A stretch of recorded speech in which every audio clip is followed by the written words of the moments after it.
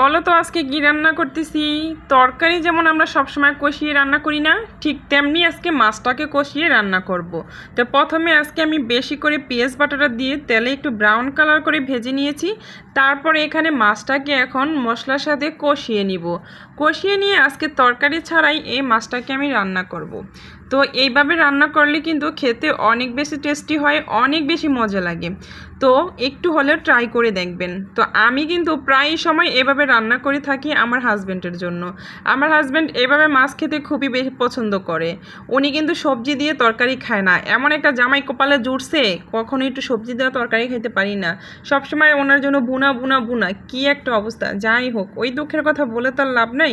তবে এই মাছটা রান্না করেছি, অনেক বেশি মজা হয়েছে। আর এখন যেহেতু ধনেপাতার সিজন, একটু ধনেপাতা ছিটিয়ে দিলে আরও বেশি মজার হয়, ফ্লেভারটা অনেক সুন্দর আসে।